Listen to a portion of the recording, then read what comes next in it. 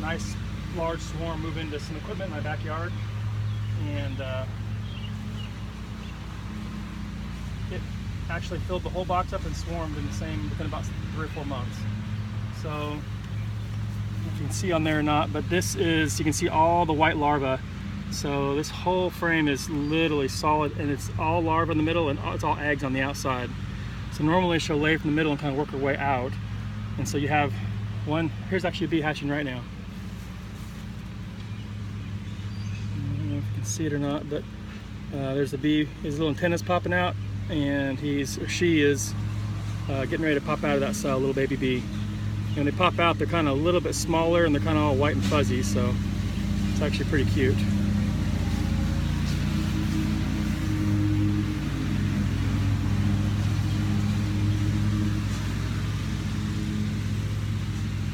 Don't see her running around anywhere yet.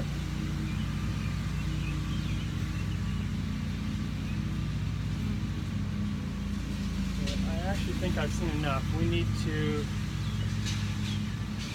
expand these guys real quick here, or else, oh my goodness. Okay, so that is just a beautiful frame right there. If anyone's a beekeeper out there, you'll know that that is just a really good queen.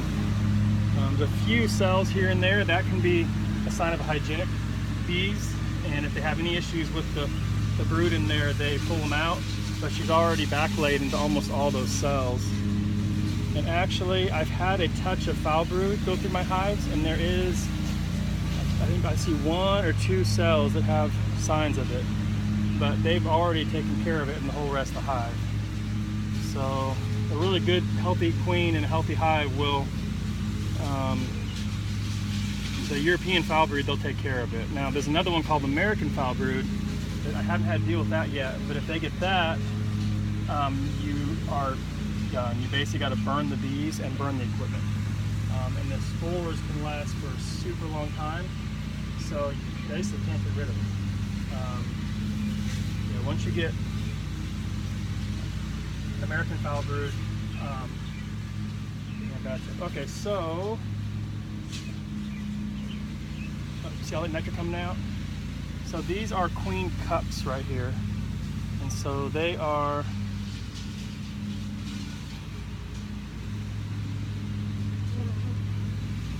these little girls are going to want to swarm on me. So we're going to have to expand this brood nest today. I don't see any eggs in those cups yet, but they are going to go. I know it. This is just too jammed full of bees in here. So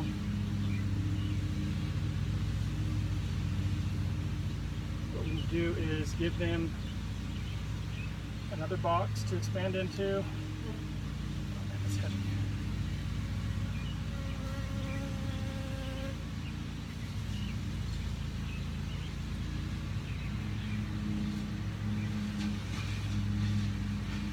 So it's all white capped honey on top and solid brood down below, capped brood.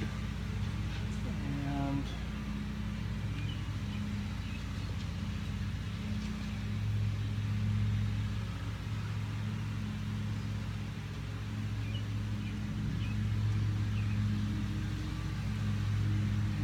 they're basically filling this whole frame up with honey.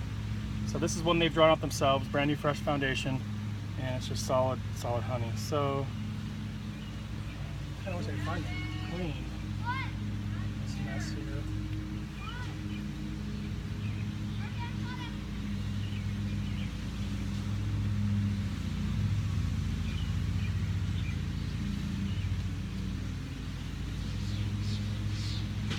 Oh, look at that. Golly.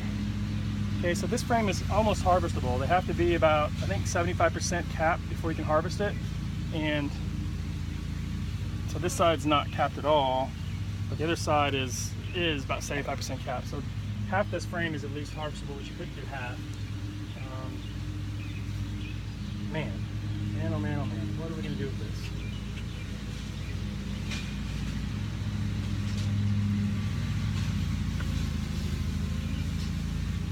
So I'm hoping they haven't started working that bottom box all that much, and we are going to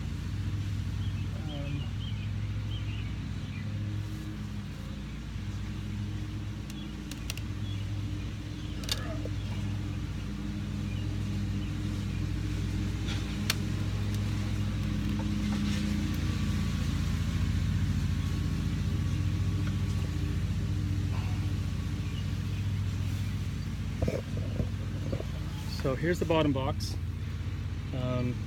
Yeah, just packed full, unbelievable. So I may need to go get some equipment right now and expand this whole thing out. We'll see. This is full down here. And okay, so that's honey. So they're storing honey in the bottom box right now. That side for a little bit.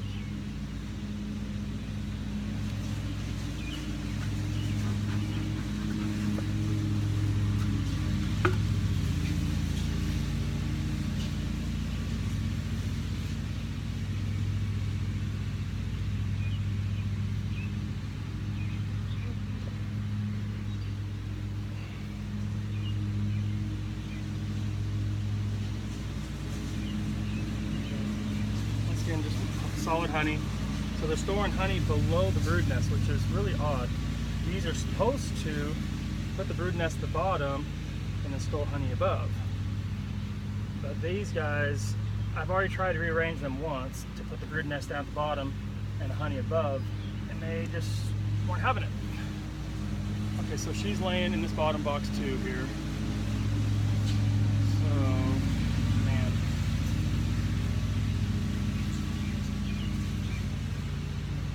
Eggs and larvae all in there. And it does look like there was a touch of foul brood come through, but it looks like they're taking care of it pretty well. So I'm not going to worry about it. Man, oh man, oh man. This is one thing about beekeeping. If you snooze, these little things will outgrow their space and be gone. So half this hive will swarm and more brood. Half this hive will be gone.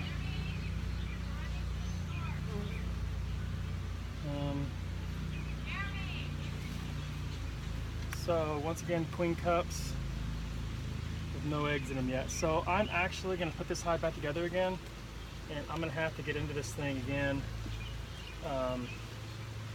pretty quick here. It stops raining maybe today if I can. And what I'm going to do is I'm going to take all the frames that are just solid honey, and I'm going to take them up top into a fourth box. Get this closed up. They really get ticked off when it starts to rain. They will seriously start nailing me. And this box probably weighs about 50 pounds. Okay.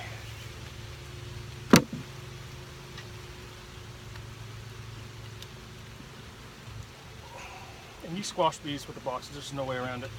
But honestly, it's not a big deal. There's this many bees in the hive. And that's a hive beetle right there. You can't see if the bees are attacking it. They can't actually kill them because they can't pierce their can't pierce their shells. All they can do is kind of harass them and hurt them around the hive. So it's a pretty frustrating little guy in there. Man. Golly, that hive is crazy. Okay, so here's what I gotta do. She's laying eggs in at least half the frames down here and 3/4 of the eggs in here. They've got some drawn to store honey in, but what happens is there's not enough drawn comb in there for the amount of bees to store honey. So I have to add a third box on. So we'll probably put the box in between this one and this one. What I'm going to do is I'm going to take all the frames of honey and resources that I can get that don't have any brood on them out of these two boxes, and I'll put it into the new box I put in between these two. And then I will checkerboard, so I'll put, I think I have some more frames of drawn comb. So I'm going to put those all throughout the brood nest. So I'm going to expand the brood nest, force her to expand it, and give her more room to lay. Because once she runs out of room to lay, boom, that triggers a swarm impulse. And once that swarm impulse gets triggered, you just got to basically start splitting the hive. And even then, sometimes it's hard to stop it. Once they decide they want to swarm, they kind of get crazy, and they're going to do it no matter what. So anyways, I think we're probably pretty good to take this off. So yeah, whew, it is hot. If you guys live in Missouri, we have some pretty muggy weather around here. So, and if you watch the hives right now, as it starts to rain, you'll see that all the bees just start hammering in. I mean, they're like going in like crazy. Probably can't see them because the camera isn't able to catch them coming through, but they're definitely on their way in right now. So anyways, this is pretty fun. So the way it looks right now, if I can keep these girls from swarming, I should be able to get, probably maybe even 30-40 pounds of honey off this hive this year. So that'll be the trick. So problem is, I think we're out of town tomorrow, so hopefully I can maybe get out here this afternoon if this rain passes, and expand all this out and give them some room to get bigger. So anyways, there you go. Ozark swarm catch hive inspection number, I think I've inspected them about 4 or 5 times now, and just trying to keep up with them. I'm barely keeping ahead of these girls right now. So if I wouldn't have got in here today, if I would have waited one more week to get in here, they would have swarmed on me. And so that's part of the hard thing about being a beekeeper is learning how to stop the swarming impulse. So the next step I'll have is to basically pull the queen out, a couple frames, make a little split out of it, and then let them raise a new queen. And a brand new queen typically doesn't want to swarm in the same year. So they'll pack the whole box full of honey, and she'll be content to stay until next year, normally. Depends on your genetics of the hive you got. We have no idea. These are just feral girls here. So these are Missouri bred, probably a mixture of Russians and Carniolians and Italians and whatever else has been brought into the region. But obviously they are survivors, or else they wouldn't be doing this well in this environment. So if any of you guys think about starting to keep bees, I would really recommend you try to find a local beekeeper that you can get some locally bred stock. The local girls know they know how to take care of the local pests in the region, and also the local they know what, when things go into bloom, when to pursue the different flowers and stuff, and they just seem to gather more honey. So whenever I have hives that came in from out of town, I'm just watching this bee right here. A lot of times they just check you out. They land on you, and you can see her. She's cleaning her wings, probably getting some salt off my hand. Not being aggressive at all. So as you start keeping bees a little bit, you realize aggressiveness, and if they're going to sting you, they're noisy. She would have stung right away. But when you're hot and sweaty, you actually have a lot of bees landing on you because they want that salt off you. I think they use the salt to help cure the honey.